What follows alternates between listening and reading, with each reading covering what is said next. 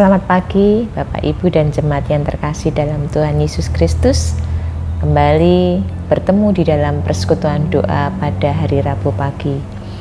Sebelum kita membaca Alkitab, merenungkan bagian dari Alkitab ini, mari bersama-sama kita berdoa datang kepada Tuhan. Mari saya hantarkan. Allah Bapa kami yang bertahta dalam kerajaan surga yang maha mulia, Tuhan yang kami kenal dan kami sembah, di dalam nama Putramu yang tunggal Tuhan kami Yesus Kristus, mengucapkan segala puji dan syukur terima kasih. Pagi hari ini Tuhan sudah memberkati kehidupan kami. Engkau memberi kesempatan kepada kami untuk boleh memperoleh kesempatan menikmati kehidupan pemberian Tuhan. Terlebih pagi ini Tuhan juga memberikan kepada kami semuanya kekuatan, kesehatan. Engkau juga memberikan kepada kami semuanya berkat-berkat, setiap kebutuhan hidup kami yang sudah Engkau cukupkan, Engkau sediakan bagi kami semuanya. Kami mengucap syukur untuk kasih setia yang Engkau limpahkan di dalam kehidupan kami. Tuhan, izinkan pagi hari ini sebelum kami mengerjakan aktivitas kehidupan kami mohon kekuatan dari Tuhan, memperoleh motivasi, penghiburan, kekuatan yang akan membangun kehidupan kami hari ini melalui firman-Mu. Oleh karena itu, kami mohon pertolongan dari Tuhan. Tuhan sendiri akan berkata-kata melalui firman-Mu yang akan kami baca pada pagi hari ini. Dan Roh-Mu yang kudus menolong kami semuanya mengerti, memahami apa yang Engkau kehendaki di dalam kehidupan kami. Kami juga menyadari untuk setiap keterbatasan kehidupan kami di hadapan Tuhan, kami mohon pengampunan. Dan kami menyerahkan waktu ini sepenuhnya untuk Roh Kudus yang akan menolong kami semuanya. Terima kasih Tuhan. Dan hanya di dalam nama Putramu yang tunggal Tuhan kami Yesus Kristus, kami berdoa dan mengucap syukur. Amin. Bapak, Ibu, dan jemaat yang terkasih dalam Tuhan Yesus Kristus, bersama-sama pagi hari ini kita akan membaca dari kitab Roma pasal 12, dan kita akan membaca satu ayat saja, yaitu ayat 16. Roma pasal 12 ini ada dalam satu perikop, yaitu ayat 9 sampai ayat yang ke-21, dan nanti kita akan memperhatikan lebih di ayat 16. Saya akan membaca mulai dari ayat 9 sampai dengan ayat 21. Roma 12 ayat 9 sampai dengan ayat 21. Lembaga Alkitab Indonesia memberikan judul pada perikop ini, Nasihat untuk Hidup dalam Kasih. Hendaklah kasih itu jangan pura-pura. Jauhilah yang jahat dan lakukanlah yang baik. Hendaklah kamu saling mengasihi sebagai saudara dan saling mendahului dalam memberi hormat. Janganlah hendaknya kerajinanmu kendor, biarlah rohmu menyala-nyala dan layanilah Tuhan. Bersukacitalah dalam pengharapan, sabarlah dalam kesesakan, dan bertekunlah dalam doa. Bantulah dalam kekurangan orang-orang kudus dan usahakanlah dirimu untuk selalu memberi tumpangan. Berkatilah siapa yang menganiaya kamu, berkatilah dan jangan mengutuk. Bersukacitalah dengan orang yang bersukacita, dan menangislah dengan orang yang menangis. Hendaklah kamu sehati sepikir dalam hidupmu bersama, janganlah kamu memikirkan perkara-perkara yang tinggi, tetapi arahkanlah dirimu kepada perkara-perkara yang sederhana. Janganlah menganggap dirimu pandai. Janganlah membalas kejahatan dengan kejahatan, lakukanlah dengan apa yang baik bagi semua orang.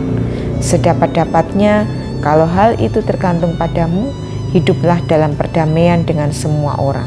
Saudara-saudaraku yang terkasih, janganlah kamu sendiri menuntut pembalasan, tetapi berilah tempat kepada murka Allah. Sebab ada tertulis, pembalasan itu adalah hakku.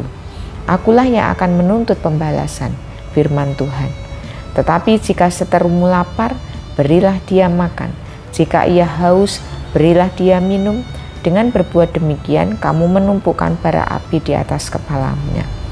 Janganlah kamu kalah terhadap kejahatan, tetapi kalahkanlah kejahatan dengan kebaikan. Sedemikian panjang pembacaan Alkitab, dan yang berbahagia adalah yang memperhatikan, terlebih mengerjakan dalam kehidupan sehari-hari. Jemaat yang terkasih, kita akan memperhatikan satu ayat, yaitu ayat yang ke-16. Saya ulang demikian membacanya. Hendaklah kamu sehati sepikir dalam hidupmu bersama, janganlah kamu memikirkan perkara-perkara yang tinggi, tetapi arahkanlah dirimu kepada perkara-perkara yang sederhana. Janganlah menganggap dirimu pandai. Kita akan merenungkan dalam sebuah tema, yaitu sepikir dalam kebersamaan.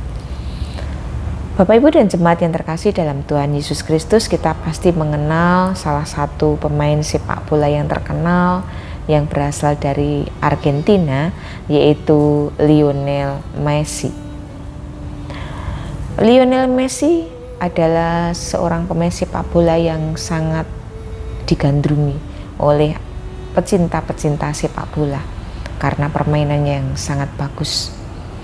Tetapi di dalam sejarahnya, Lionel Messi ini pernah mendapatkan pembulian, kemudian disalahkan oleh teman-teman setimnya akibat sebuah tragedi yang terjadi di Piala Dunia tahun 2014, di mana pada saat itu Argentina dikalahkan oleh Jerman 0-1 akibat kesalahan yang dilakukan oleh Lionel Messi. Lionel Messi ini bermain tanpa mengandalkan timnya. Dia merasa dirinya hebat, mencari gol sendiri tanpa kerjasama, sehingga akibat dari keegoisan Lionel Messi, akhirnya Argentina kalah dengan Jerman. Hal ini menjadi bukti bahwa kehebatan dan kepintaran seseorang tidak bisa menentukan keberhasilan dalam sebuah tim, terlebih timnya yang memerlukan sebuah kerjasama. Nats yang kita baca pada saat ini Roma pasal 12 terlebih ayat yang ke-16. Nas ini adalah nasihat Paulus untuk jemaat di Roma pada saat itu. Paulus menasihatkan supaya memiliki sehati sepikir dalam hidup bersama. Kenapa? Jemaat di Roma adalah jemaat yang baru dibentuk pada saat itu. Jemaat tersebut mempunyai berbagai hambatan untuk boleh bertumbuh iman dan pengertiannya, dan Paulus menyadari sangat sulit pada saat itu jemaat mula menyatukan dalam berbagai latar belakang yang ada pada jemaat Roma pada waktu itu. Mereka memiliki latar belakang yang berbeda, dan Paulus mengatakan, janganlah memikirkan perkara-perkara yang tinggi, tetapi arahkanlah dirimu kepada perkara-perkara yang sederhana. Terlebih, janganlah menganggap dirimu pandai. Karena pada saat itu, karakter dari jemaat Roma ada sifat keegoismean, ada sifat untuk mementingkan diri sendiri, ada sifat untuk menonjolkan dirinya sendiri, ya. Sehingga menganggap orang lain lebih rendah daripada dirinya sendiri. Gereja adalah organisasi yang dihuni oleh pengikut-pengikut Kristus dengan tujuan memberitakan kabar keselamatan bagi semua orang. Dengan kata lain, gereja harus bisa menjadi representasi dari Tuhan Yesus Kristus itu sendiri, sehingga semua orang bisa merasakan Kristus melalui gerejanya. Itulah tujuan dari gereja itu sendiri, ingin mencapai sesuatu hal yang bisa dirasakan oleh seluruh orang yang ada di dalamnya. Tidak bisa sebuah pekerjaan gereja itu tercapai hanya diletakkan pada tangan ataupun bahu seorang pendeta saja, atau diletakkan oleh para pelayannya, majelis, komisi, atau panitia di dalam sebuah kegiatan di dalam gereja. Tetapi semua penghuni gereja itu harus bisa berkolaborasi tanpa melihat status, tanpa melihat kedudukan, tanpa melihat pangkat, tanpa melihat miskin atau kaya, golongan, dan lain-lain. Jikalau bisa sehati sepikir dalam kebersamaan, maka tidak akan ada kemudian kalimat sesuatu hal terjadi di dalam gereja, ini salahmu, ini salahku. Kemudian ketika sesuatu hal terjadi, kemudian muncul perkataan bahwa ini kebenaranku, ini kebenaranmu. Melainkan jikalau terjadi kesalahan, itu adalah kesalahan bersama dalam sebuah tim. Dan jikalau terjadi sebuah kebenaran yang nyata, itu adalah kebenaran yang diperjuangkan bersama-sama. Dengan demikian akan terjadi sebuah tim yang indah, kolaborasi bersama di antara seluruh anggota di dalam sebuah jemaat yang dikatakan sebuah gereja. Di masa-masa saat ini di mana banyak sekali tekanan-tekanan yang ada dalam sebuah gereja, banyak sekali benturan-benturan, banyak sekali keadaan-keadaan di sekeliling kita, bahkan negeri ini yang membuat sedikit saja permasalahan, membuat sebuah perpecahan di dalam sebuah tubuh gereja. Membuat kita menyadarkan diri, mari bersama-sama berpikir kembali apa yang dinyatakan oleh Paulus untuk jemaatnya Roma dan sekarang untuk jemaatnya kita, GKJ Purbalingga. Hendaklah kita masing-masing di dalam satu tubuh, yaitu Gereja Kristen Jawa Purbalingga, memiliki sehati, sepikir dalam hidup kita bersama, tidak memikirkan perkara-perkara yang tinggi tetapi mengarahkan diri kepada perkara-perkara yang sederhana dan menganggap seorang terhadap yang lain itu adalah mulia, menganggap seorang yang lain adalah utama, menganggap seorang yang lain adalah semuanya penting. Tidak ada hal yang tidak mungkin terjadi kalau kita perjuangkan bersama-sama. Gereja Kristen Purbalingga akhirnya menjadi sebuah gereja yang hidup, yang bisa merasakan bersama-sama, menjadi sebuah keluarga yang harmonis, saling bahu-membahu, saling bantu-membantu, saling memikirkan bersama-sama demi terwujudnya gereja yang aman, nyaman untuk ditinggali, nyaman untuk merasakan kegiatan apapun juga. Sehingga Tuhan Yesus pun akan tetap tinggal nyata di dalam gereja kita bersama-sama. Mari kita akan mewujudkan dan kita perjuangkan bersama-sama. Tuhan memberkati kita semuanya. Amin. Saat teduh untuk kita bersama. Kita akan tutup persekutuan doa hari Rabu pagi ini di dalam doa. Mari kita berdoa. Allah Bapa Surgawi, mengucapkan puji dan syukur terima kasih untuk firman-Mu yang baru saja kami terima. Bersyukur Tuhan mengingatkan kepada kami semuanya menjadi bagian dari tubuh Kristus yang harus bersatu padu, yang tidak boleh terpecah belah bagaimanapun keadaannya. Dan kami mengingat gereja kami, Gereja Kristen Jawa Purbalingga. Biarlah kami masing-masing pribadi menjadi warga jemaat yang hidup, yang boleh bersama-sama untuk berpikir, untuk berkegiatan, untuk bersikap, saling menghormati, saling menjaga kerukunan, mewujudkan kehidupan yang harmonis di antara kehidupan sesama anggota gereja. Nama Tuhan dipermuliakan di dalam setiap kegiatan, dan nama Tuhan dipermuliakan di dalam setiap jemaat-Mu, sehingga Gereja Kristen Jawa boleh hidup, boleh mencerminkan representasi kehidupan Tuhan Yesus Kristus di atas muka bumi ini, terlebih boleh menjadi berkat bagi sesama. Terima kasih Tuhan, Setiap kekurangan yang ada pada kami, Tuhan terus perlengkapi. Setiap hal-hal yang tidak berkenan di hadapan Tuhan, Tuhan terus memberikan kepada kami kemampuan untuk boleh belajar, terus belajar, dan meninggalkan kehidupan lama kami. Terima kasih Tuhan.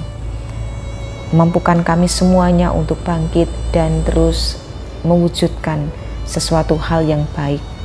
Dan Tuhan Yesus senantiasa ada di dalam kehidupan kami. Terima kasih, terima kasih. Dan kami mengakhiri persekutuan doa ini dengan penuh ucapan syukur. Hanya di dalam nama Putramu yang tunggal Tuhan kami, Yesus Kristus, kami berdoa dan mengucap syukur. Amin. Akhirnya, terima kasih. Selamat berjuang. Tuhan memberkati kita semuanya. Amin.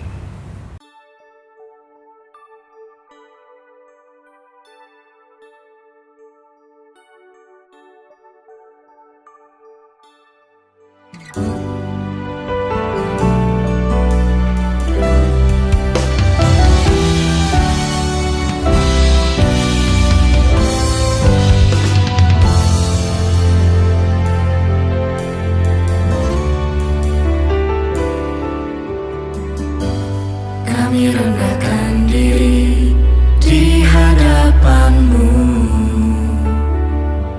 membawa hancur hati saat berseru, agar kami saling melengkapi tubuh-Mu, seperti Kau dan Yesus adalah satu.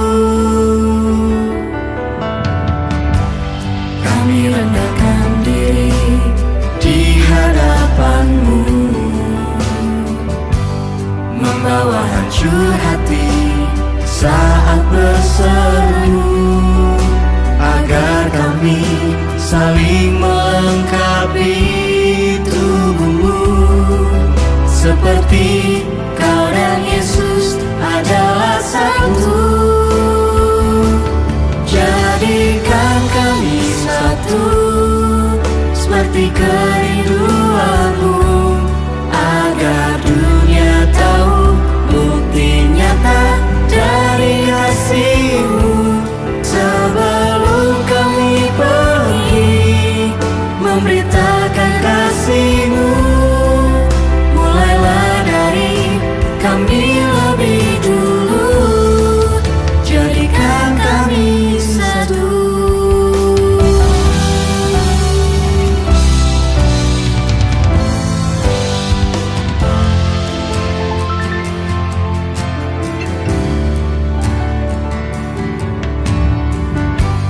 Kami rendahkan diri di hadapan-Mu, membawa hancur hati saat berseru, agar kami saling melengkapi tubuh-Mu, seperti Kau dan Yesus adalah satu. Jadikan kami satu, seperti kerinduan-Mu, agar dunia tahu bukti nyata dari kasih-Mu. Sebelum kami pergi memberitakan kasih-Mu, mulailah dari kami lebih dulu.